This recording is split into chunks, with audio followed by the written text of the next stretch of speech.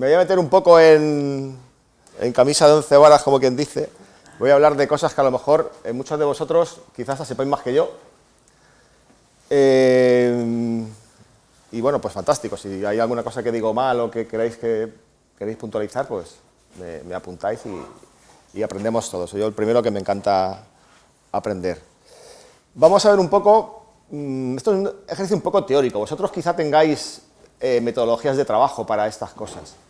Entonces yo voy a hacer una especie como de repaso de las metodologías de trabajo que deberíamos emplear en este mundo de los tendidos eléctricos, de la electrocución y también del trabajo vuestro como agentes de la autoridad ambiental, de recoger muestras, enviarlas y un poco la investigación de tipo policial, digamos, entre comillas, que supone cuando nos encontramos ante un ave electrocutada, porque recordemos que según la legislación española, eso, en determinadas circunstancias y bajo ciertas condiciones, puede ser motivo constitutivo de delito. Entonces, eso tiene, obviamente, implicaciones en cuanto a las consecuencias de lo que estáis viendo y de cómo tenéis que tratar el escenario, ¿no?, que se dice donde estáis.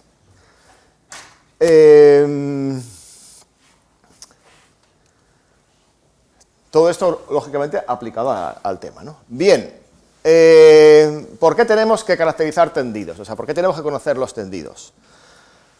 Bueno, pues porque es que nos obliga la ley. La ley, el famoso Real Decreto ese de 2008, obliga a cada autonomía a tener un inventario oficial de líneas eléctricas peligrosas. Porque además, según la ley, mientras no la cambien, ese listado es el único que permite acceder a la financiación del Estado. Ahora, hace poco, a finales del año pasado, aprovechando estos fondos famosos de New Generation, el Estado ha destinado 60 millones de euros a las autonomías, ha repartido según la superficie, digamos, de cada autonomía, más o menos. Y estos fondos solamente valen para corregir tendidos que están en los listados oficiales de las autonomías. O sea, un tendido peligroso que haya matado 50 perdiceras, si no está en ese listado, no puede acceder a esa financiación. De manera que, ya digo, primero caracterizamos por qué, porque es obligatorio. Y lógicamente, si estamos hablando de faltas administrativas, fundamentalmente, que ya digo, en un caso extremo pueden ser delitos, necesitamos tener protocolos de actuación específicos para este tema. Obviamente, cada cuerpo tiene su protocolo de trabajo y, bueno, pues los tendrá que adaptar o los adaptará, o los tendrá adaptados, no sé cómo estáis aquí ahora mismo, a este tipo de incidentes, ¿no? Os he puesto un ejemplo de un protocolo que hay allí para la electrocución, de un poco lo que la gente, pues, cuando va y se encuentra allí algo, pues tiene que hacer, ¿no? Simplemente, bueno, pues, un ejemplo del protocolo. Bien, recordamos un poco lo de ayer. La mortalidad es poco visible, se concentra en postes determinados y nosotros tenemos que intentar encontrar esas zonas para reducir la mortalidad. Obviamente, el primer problema, ya hablamos ayer, esto es una locura, o sea, no podemos pretender caracterizar uno por uno los apoyos. La cartografía que tienen las eléctricas, las grandes eléctricas, te da las líneas y los apoyos, pero no tiene indicaciones de cómo son los apoyos.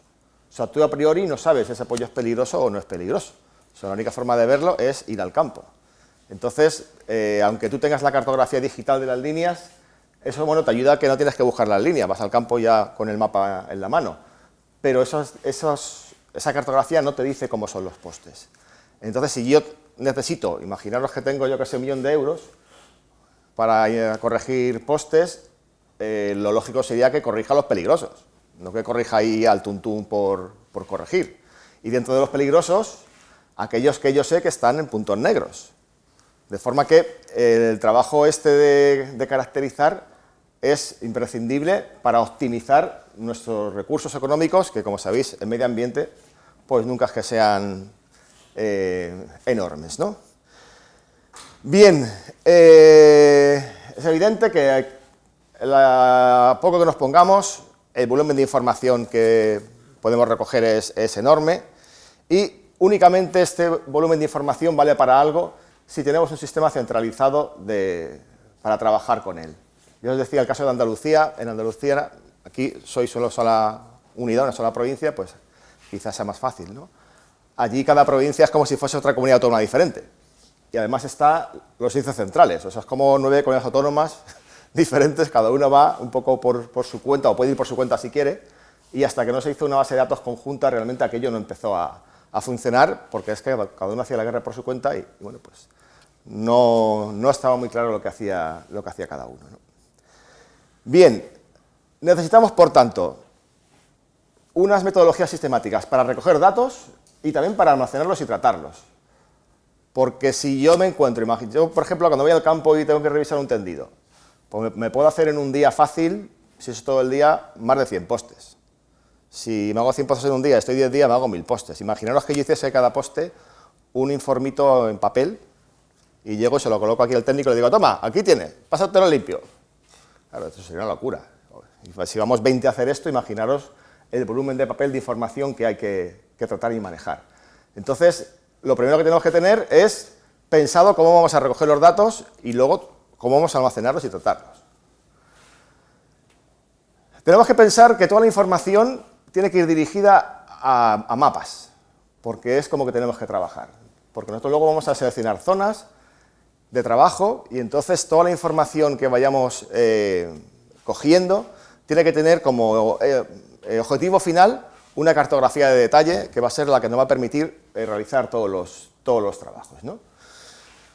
Aquí nos encontramos con que tenéis protocolos de recogida de datos, actas de incidencias, que suelen ser, no sé si me equivoco, en papel, de momento, o quizá en formato digital, pero en un formato que está pensado para recoger la información y, en todo caso, tramitar una denuncia, o una posible denuncia, o una falta, o una incidencia.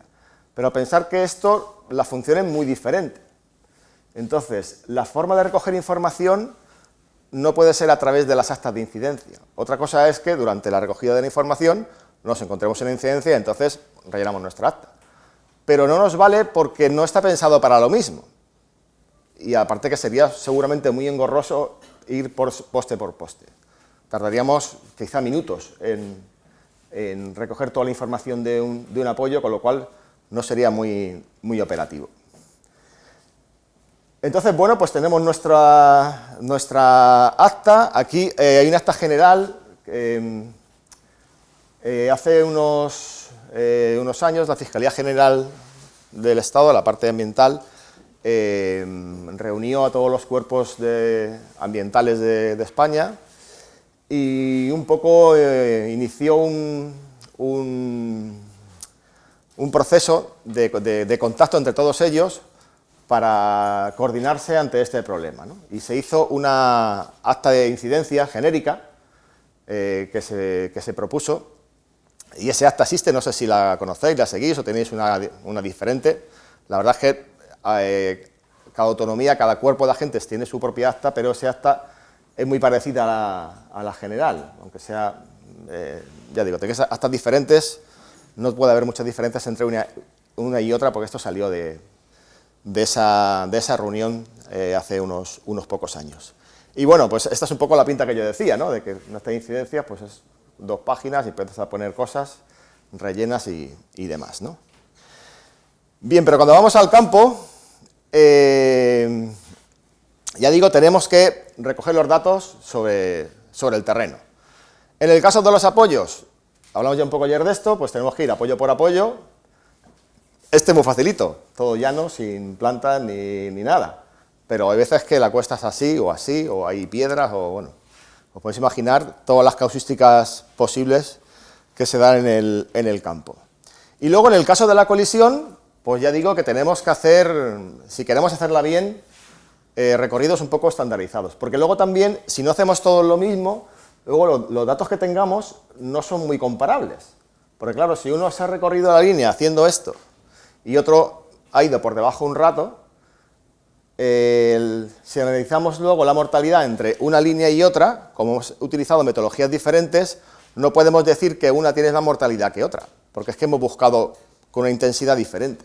Entonces, esas metodologías a la fuerza las tenemos que tener todos en común, si no los datos no van a ser comparables. Hombre, El total de bichos que encontremos, lógicamente, será el total, pero no vamos a poder decir si una línea es más peligrosa que otra, porque no hemos utilizado la misma metodología para tomar los datos. Hay alguna experiencia en España del uso de perros entrenados para recoger cadáveres. Sobre todo se empezó con, no sé si aquí en Navarra lo hace alguien, con los parques eólicos, para bichos pequeños, murciélagos y demás, y esto mismo se está utilizando también en algún sitio, que yo recuerdo en Extremadura, para este tema. Pero esto es todavía más complejo que los parques eólicos, porque al fin y al cabo el parque eólico, el pájaro sí que suele estar más o menos en el entorno del molino, porque normalmente el choque lo mata. O sea, el pájaro o el murciélago que le pega el aspa y quedan los trocitos por el suelo. Pero en este caso, como el pájaro no suele morirse, pues entonces se mueve mucho más alrededor y es más complicado. La verdad es que hasta ahora las experiencias que ha habido, pues sí, encuentran cosas, pero muchas menos de las que en un principio podíamos pensar. Y no está claro si es que los perros no son efectivos, que lógicamente no puede ser, los perros son unas máquinas para esto. Y quizá, bueno, es que simplemente la propia causística de la colisión hace que, incluso yendo con perros, no sea fácil encontrar estos puntos. Bien, ¿cómo cogemos datos en el campo? Hace unos años estos cacharros nos parecían modernos, pero claro, esto ya está obsoleto, o sea, ya no vamos al campo con esto, ya vamos con esto. O sea, yo así es como trabajo. Saco mi móvil, llevo mis baterías de reserva por si acaso, obviamente, y todo lo que hago lo hago con el móvil. Me encantaba la libreta, pero la libreta la llevo ya de por si acaso. De hecho, el otro día lo utilicé, se me acabó la batería del móvil y tuve que sacar la libreta. Pero es que no hay color, ¿no? Bien, os voy a contar algunas aplicaciones para esto y para vuestro trabajo o para vuestra afición. Quizá algunas las conozcáis y otras no. Esta es una de las más famosas que ha habido hasta hace poco, el Horus Map. Es una aplicación muy buena, además la ha hecho de aquí, la ha hecho en español, con lo cual pues está todo en español, muy bien explicado. Tiene la ventaja de que se puede exportar a muchos archivos. Luego esos archivos los puedes visualizar directamente en Google Earth, que es una aplicación pues gratis y muy fácil de manejar. Y luego te permite cargar mapas y no depender de la cobertura. De forma que tú cargas ahí tu mapita y funcionas con él. Bien, hasta hace poco esto era así, pero tuvimos la gran suerte de que el IGN contrató al tipo que ha hecho lo de Horus, y ahora Horus había que pagar, y IGN ha sacado la misma aplicación con otro nombre, pero exactamente igual que Horus. Entonces, si alguno no conoce conoce Horus, pues que se cambie a esta, porque además, claro, que como a esta le pagaban, pues ha desarrollado algunas cosas más, y es incluso un poco más práctica que el Horus, tiene alguna cosa más interesante. No sé si conocéis una cartografía de mapas que se llama los MB-Tiles. ¿Os suenan? Los MB-Tiles.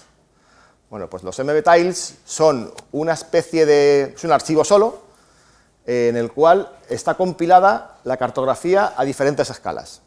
Entonces tú cargas ese archivo en tu móvil, y ahora, pues imaginar que yo se puede descargar toda España en la web del IGN por provincias, ¿no?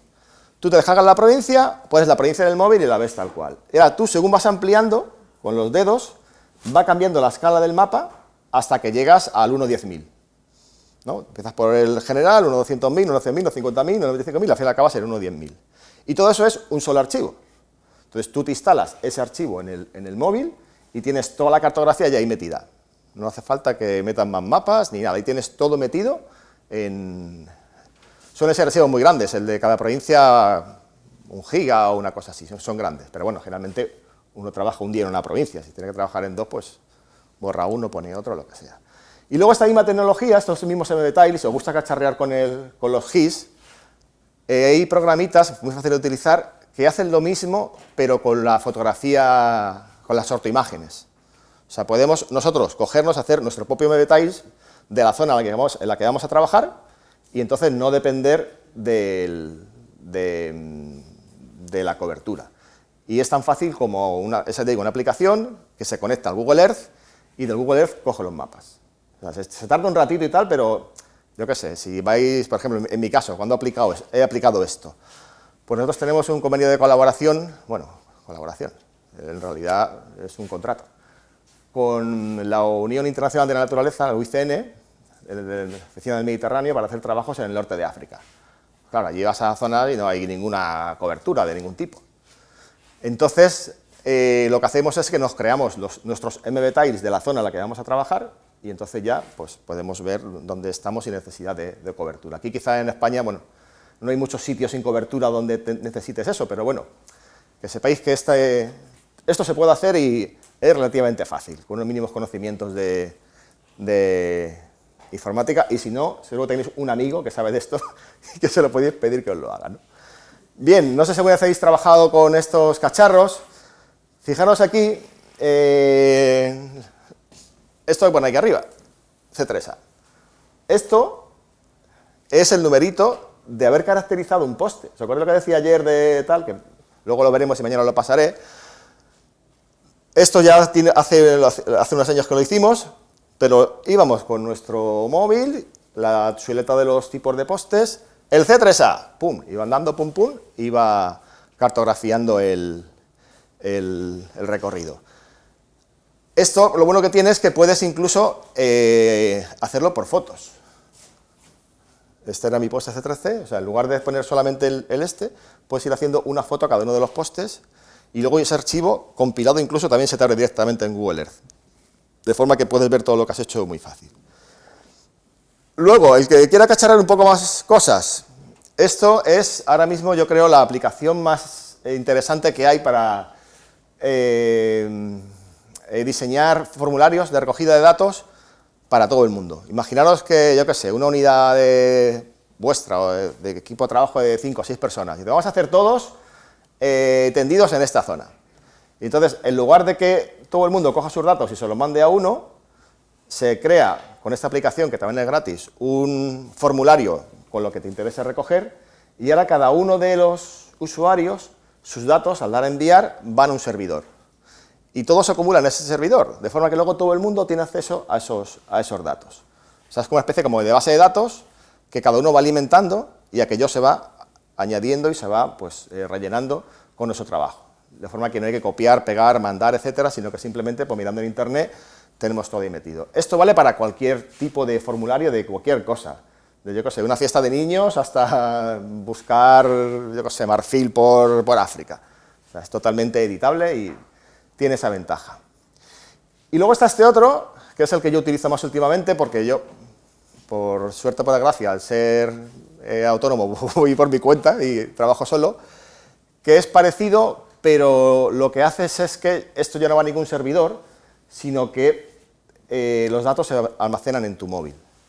Eso sí, luego tú puedes mandar la información. Lo bueno que tiene este programa, aparte de que tú te puedes hacer el formulario que tú quieras, es que tú vas creando directamente una capa de un archivo de GIFs. O sea, yo cuando acabo el día de trabajo, por ejemplo ahora que estoy censando pájaros, yo voy con, esto es lo que yo veo en mi pantalla de móvil, imaginaros que veo aquí, ¿dónde está? Aquí, un tendido eléctrico, ¿vale? Yo hago clic y me sale esto. Esto me lo he creado yo he puesto lo que me ha dado la gana. En este caso, pues fecha, hora, censador, especie, bueno, lo que yo quiera.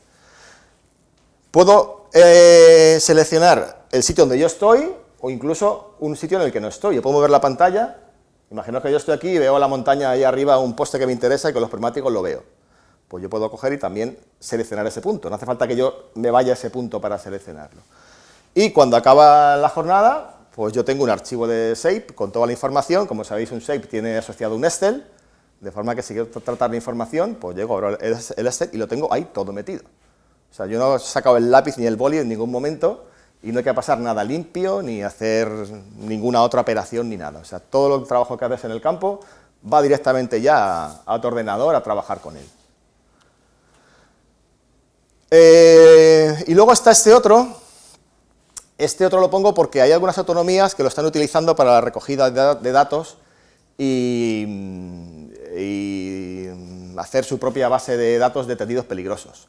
Esto es una aplicación que sacó la Comunidad de Castilla y León, propia, pues para manejo de un poco de información cartográfica, se sacó para todo esto de las subvenciones y demás, pero la verdad es que lo hicieron tan bien que luego pues, funciona fenomenal. De hecho, también para cosas así de estar de usuario, de que te gusta el tema de la cartografía, está muy bien.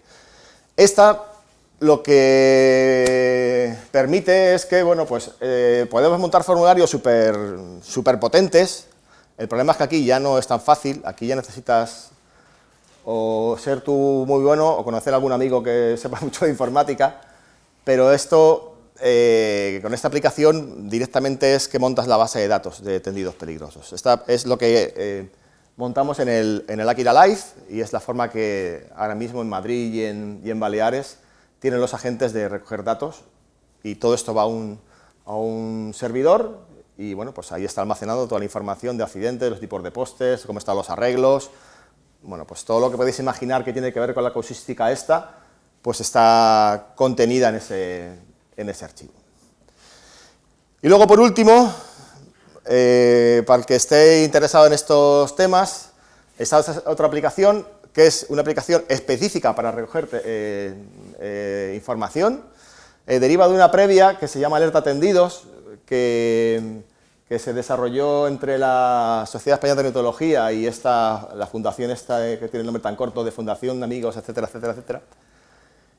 Y esa aplicación, bueno, pues cedieron los derechos a esta ONG que os decía antes, a UICN, y bueno, pues yo he sido un poco el responsable de adaptar esa aplicación a que valga para coger datos de líneas eléctricas en cualquier parte del mundo.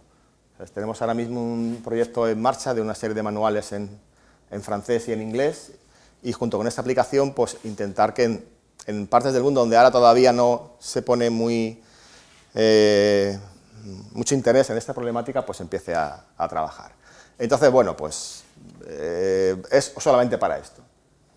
Tiene un montón de posibilidades y, bueno, quizá para vosotros no tiene mucho sentido porque ya tendréis vuestra aplicación, vuestros protocolos y demás, pero en sitios donde no hay nada todavía, pues puede estar muy bien.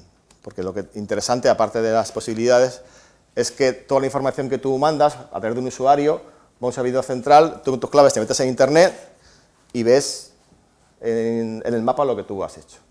Igual, puede ser grupos de trabajo, gente que colabora a la vez, puedes buscar gente que está en tu zona para trabajar, bueno, ya digo, tiene una filosofía distinta a la que estamos aquí, pero bueno, que sepáis que existe. Y ya que la he hecho yo, pues la cuento. Bien, en cuanto a la base de datos, esto, vale, ya digo que es un poco repaso de cómo deberían ser la base de datos. No solamente esta, sino cualquiera. En este caso, fijaros que esta es la estructura que tiene la base de datos de Andalucía. El archivo de base de datos simplemente es este de aquí arriba, de momento está en un Excel. Pero todo lo demás está relacionado con la base de datos. O sea que tenemos que tener todo bien colocadito. Luego, cosas que hacemos que no nos damos cuenta cuando hacemos estas cosas para nosotros y compañeros, ya digo que esto vale para cualquier cosa, es cuando hacemos una base de datos poner de cómo es, o sea, qué especifica cada uno de los campos, porque claro, el que lo hace sabe cómo lo ha hecho, pero imaginaros que vosotros sois los responsables de la base de datos de no sé qué, y ahora os sale un destino maravilloso y lo largáis, viene otro detrás, abre el archivo y dice, ¿y esto? ¿Esto qué es lo que tiene? ¿No? Entonces, es muy importante hacer esto. A veces, bueno, pues son archivos que deberían tener todo el mundo y luego hay muchas veces que no están por ahí, ¿no? Es, ya digo, explicar con detalle lo que es cada cosa. Luego también, cómo se rellenan, porque luego si tienes que hacer búsquedas, no es igual poner el nombre de la provincia entero, el código de la provincia, el nombre científico en mayúsculas, en minúsculas, en castellano, en vasco, y eso parece una tontería, pero al final, si luego quieres hacer selecciones y búsquedas, o hacemos todo el mundo lo mismo o no se puede hacer. Aunque es verdad que puedes hacer listas desplegables, pero no siempre son posibles. Entonces, bueno, pues tener en cuenta ese tipo de cuestiones. Luego, muy importante, no sé si aquí os habéis encontrado con este problema, bueno, aquí no lo tenéis, porque estáis metidos en el uso 30, pero los que estamos en dos usos, esto es un problema, porque si yo cojo un dato aquí con el GPS y luego lo cojo aquí, resulta que si yo los dos datos los quiero meter en el mismo mapa, uno me sale aquí y otro me sale como en Israel. Entonces, esto es importante tenerlo en cuenta. Aquí quizá no, pero que todo lo que cojáis está en el mismo uso. Si estás en el uso 29, pues que estando en el uso 29, la referencia sea el uso 30. ¿Vale? Esto se puede hacer hoy en día con los móviles sin problema. Y luego también, los que a lo mejor habéis trabajado con información cartográfica de unos años aparte, hace unos años se cambió el sistema de referencia de los mapas de toda Europa. En España teníamos antes ese sistema de referencia, el ED50, y actualmente tenemos el ETRS89, que equivale a este WG64, los nombres si no los conocéis da igual, que es el de Google Earth, normalmente, ¿no? ¿Qué ocurre? Que mucha cartografía, incluidas las líneas eléctricas, las compañías, empezaron a hacer sus mapas con el ED50, y luego no se han ocupado de actualizarla, y han ido siguiendo metiendo datos. Entonces te encuentras que una línea a lo mejor la hicieron con esta cartografía y luego otra con esta. Cuando tú pones eso en tu GIS, una de las dos líneas se te descontrola, te aparece movida. Si lo ves en grande no pasa nada porque la distancia simplemente es de 200 metros. Pero claro, cuando vas al detalle, te puedes encontrar con, pues por ejemplo, en un caso práctico, allí de un águila imperial que tenía un emisor, el emisor dejó de emitir, el acelerómetro daba como que el bicho estaba parado o muerto, fue el Seprona a buscar a la finca donde daba el y el dueño de la finca se quedó diciendo, ¿qué pasa aquí? Si yo no tengo nada y tal. Empezaron a buscar y no encontraron nada.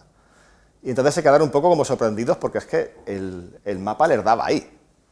Total, que uno se iluminó la bombilla y dijo, a ver si es que hemos hecho mal esta historia. Y efectivamente, a 200 metros, al cambiar la proyección, había otra casa, fueron allí, estaba el emisor encima de la tele puesto. Entonces, eso, 200 metros parece que no es mucho, pero cuando estamos en el detalle de identificar cosas muy concretas, postes y tal, pues hay que tenerlo en cuenta.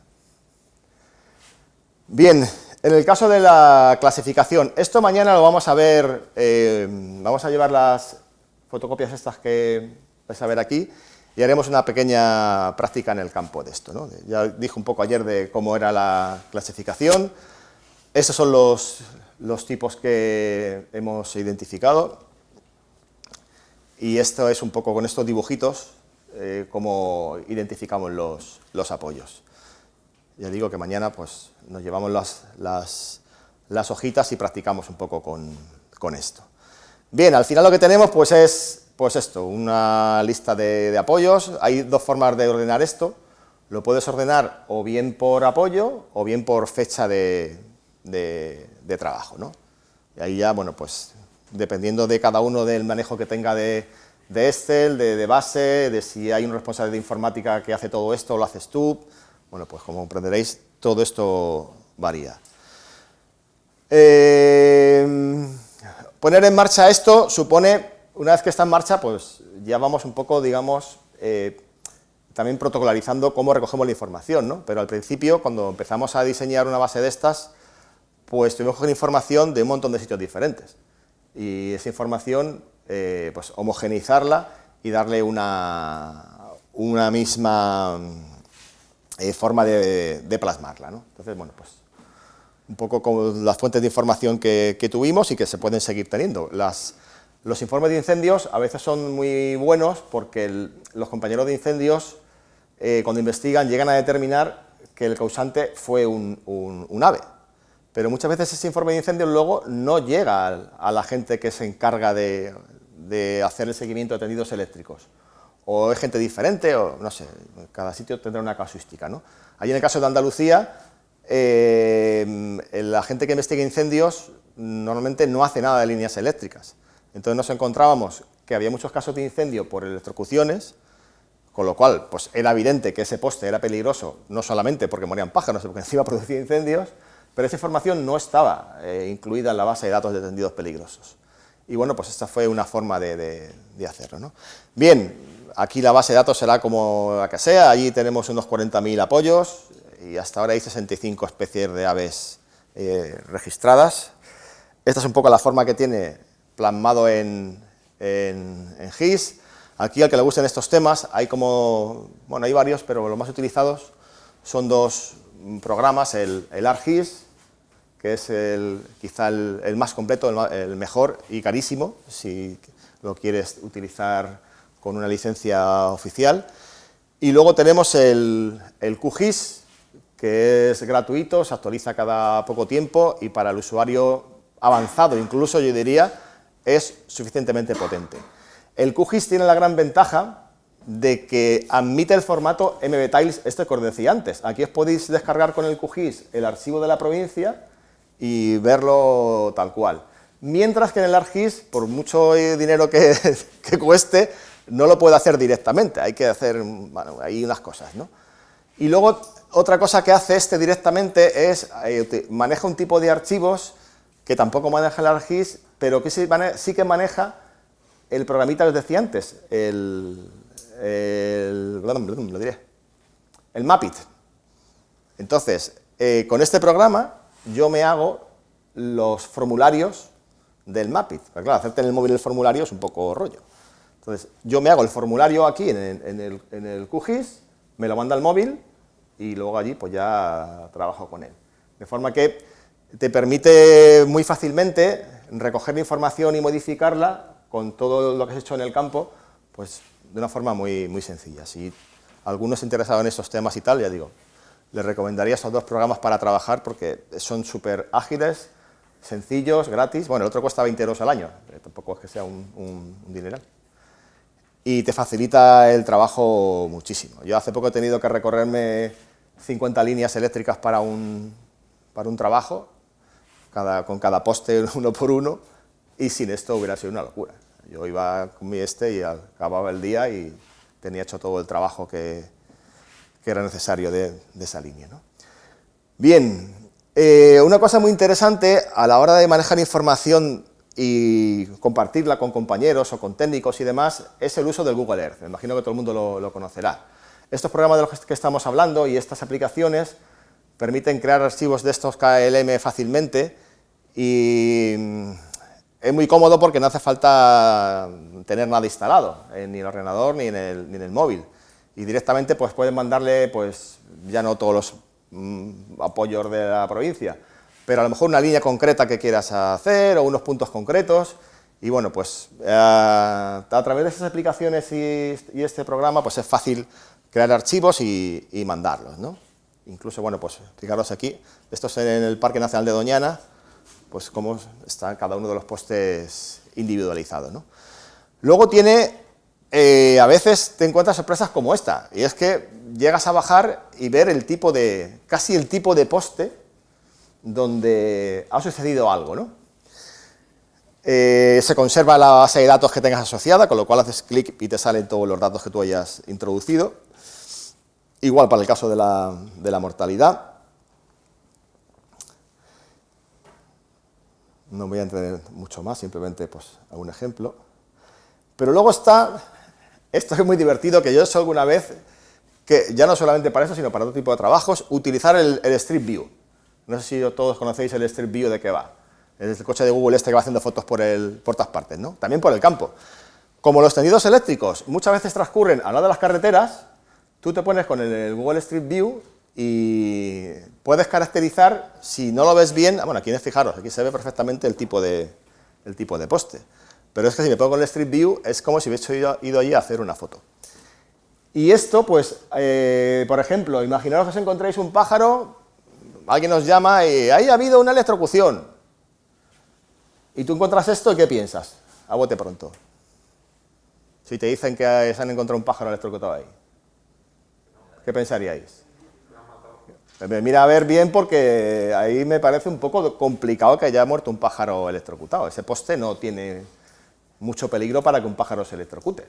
Mira a ver si tiene disparos o el pájaro puede tener síntomas de envenenamiento. Entonces, todo esto sentado en tu casa o en tu despacho sin hacer nada, ¿no? Entonces, ya digo, son cosas muy puntuales, pero bueno, está bien saberlas porque en un momento dado pues, nos pueden ser útiles puntualmente, ¿no?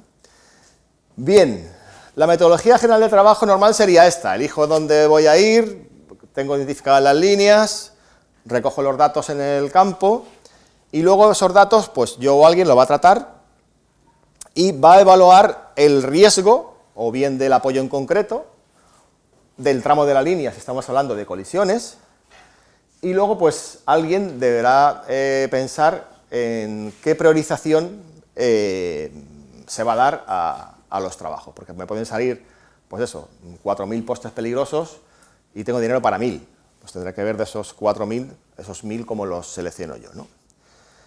Bien, ¿cómo determinamos esa prioridad? Imaginaros que os dicen que tenéis que hacer un trabajo para priorizar estos trabajos, ¿no? Bien, es súper importante lo de las especies sensibles, porque como hablábamos ayer, ¿os acordáis del caso este de los tendidos que van por fuera dentro del bosque? Si yo quiero proteger azores, el peligro va a estar en los que van por dentro del bosque. Si quiero proteger otro tipo de especies, el peligro va a estar en los que van por encima. Y luego, por supuesto, siempre al final acabar en un mapa. Esos mapas los hay de dos tipos. Estos mapas, ya digo, se utilizan, imaginad, bueno, aquí en Navarra está todo bastante, ya luego os lo contarán, todo bastante ya sistematizado, protocolarizado y mucha información, pero imaginaros que hay una zona en la cual nadie ha hecho nada nunca. Pues lo que os decía, no puedes ir al campo y a ver si veo un tendido, me lo recorro y lo apunto. O sea, debo seleccionar previamente cuáles son las zonas que tienen más interés. Y esas zonas, primero tengo que pensar qué especies son las que yo estoy interesado en proteger. Eso es lo primero. Y eso son los mapas de sensibilidad. Son mapas de sensibilidad simplemente un mapa en el cual yo pongo la distribución de las especies, de la especie o las especies que yo quiero proteger, que son sensibles a esta problemática, y eso me va a dar pues una zona geográfica. Y yo ahora con ese mapa de sensibilidad lo que voy a buscar son los sitios de riesgo. Yo sobre ahí solapo, pues por ejemplo, tipo de hábitat, si hay basureros, si hay zonas húmedas, sitios que yo sepa que se concentran los bichos. Y eso lo que me va a dar son los mapas de riesgo. Y ahí es donde yo voy a ir a buscar tendidos. Ahí es donde yo voy a caracterizarlos y es donde voy a focalizar mi trabajo. Porque los puntos negros seguramente van a estar todos o casi todos ahí metidos. Si tenemos muchísima información digitalizada, podemos incluso hacer modelos predictivos que nos digan dónde están esos puntos negros. O sea, ya no solamente cuáles son las zonas de riesgo, sino dentro de esas zonas de riesgo, cuáles son las que tienen un riesgo más elevado, y entonces iríamos directamente allí a buscar esos puntos negros. Y obviamente estos mapas nos permiten establecer también mapas de prioridad, no solamente para trabajar, sino también, una vez que ya los tienes hechos, para decidir qué tendido vas a corregir, o dentro de un tendido, qué apoyos vas a corregir, ¿no? Obviamente, esto, si no tienes información digital precisa, es difícil que te valga a nivel de detalle. Cuanto mayor información tengas, si tú tienes, por ejemplo, una base de datos con la tipología de postes, puedes hacer incluso una clasificación de los postes por peligrosidad potencial y hasta individualizar el riesgo por poste. Eso normalmente no lo tienes. Pero bueno, que sepáis que se hace así. Os pongo un ejemplo visual. Esto es un modelo que se hizo de riesgo para el riesgo de colisión en Bélgica. La empresa allí de transporte de electricidad hizo un modelo y, bueno, pues estos fueron los pasos. Cogió distribución de las especies sensibles, las zonas donde se concentran las aves, donde eran los puntos donde se concentraban las especies sensibles, donde estaban viviendo conjuntamente. Le salió pues un mapa del país con el riesgo de colisión a nivel de paisaje, y esto metido dentro de las líneas eléctricas, pues le salió cuáles eran los tramos con mayor riesgo. Fijaros ahí que identifican un montón de tipos de riesgos diferentes. Esto les vale no solamente para, bueno, pues hacer estudios de dónde están los bichos muriéndose, sino también para priorizar los trabajos de señalización, dónde tienen que de gastarse el dinero de marcaje. Esto mismo lo ha hecho Red Eléctrica para España de forma muy parecida. Los mapas que ha hecho son un poco más complejos, por eso he puesto el ejemplo de Bélgica, que era más fácil de visualizar, pero ahí es algo parecido. Sensibilidad es los puntos de concentración de especies sensibles. Sobre esos puntos han metido a la Red Eléctrica Española, y entonces ellos lo que hacen es, tienen un dinero al año, no sé cuánto dinero es en euros, el que sea, X, para marcaje de tramos peligrosos. Y ese es el mapa que utilizan para decir, o sea, cada año a lo mejor tienen dinero, pues yo qué sé, para 100 kilómetros. Y esos 100 kilómetros los sacan de este mapa. Van pidiendo información. Toda esta información la recopilan a partir de las que le mandan las autonomías. O sea, Red Eléctrica no tiene mapas de distribución del águila imperial, ni la perdicera, ni de la butarda, lógicamente. Pero lo que hacen es, piden la información a las comunidades autónomas, y luego a cada comunidad autónoma le dan su mapita para que sepa cuáles son las zonas donde está esa problemática. Hace poco han hecho una actualización y me comentaban ayer por aquí compañeros técnicos vuestros que han recibido hace nada la última cartografía de Red Eléctrica. Eso dentro, digamos, del mundo complejo. En un mundo de forma más sencilla, pues por ejemplo, esto que hicimos nosotros para buscar zonas sensibles de águila imperial, pusimos los nidos que conocíamos, las zonas conocidas sobre ellas de reproducción y de dispersión, solapamos ahí espacios naturales protegidos, porque aquí nos interesaba esto para que luego pudiéramos financiar las líneas que nos encontrásemos peligrosas, ¿no? Las zonas prioritarias del Real Decreto, solapamos la Red Eléctrica y bueno, pues ahí nos dieron una serie de zonas, así como digamos gruesas, donde empezar a buscar. Luego, pues a partir de aquí ya, eso es lo mínimo que puedes hacer. Luego aquí pues, puedes poner, yo qué sé, densidades de conejos si las tienes, pastizales, bueno, pues ahí puedes, vamos, en un ratito que te pongas con el ordenador, pues elegir zonas. No hace falta, bueno, pues llegar a los extremos estos de Red Eléctrica y demás, que necesitas muchísima información y mucho tiempo para hacerlo, ¿no? En cuanto a un ejemplo, por ejemplo, de redundancia, de modelos predictivos, hay uno muy interesante que hicieron para la Comunidad Valenciana, que ahora lo están renovando, y la idea era ver, sobre todo con ese modelo, si las zonas de protección del Real Decreto realmente estaban bien confeccionadas y arreglar tendidos dentro de esas zonas era la solución, ¿no? Bien, pues fijaros, salió curioso que lo primero es que solamente una cuarta parte o menos de una cuarta parte de las electrocuciones tienen lugar dentro de la zona cepa. La mayor parte tiene lugar en los alrededores de la zona cepa.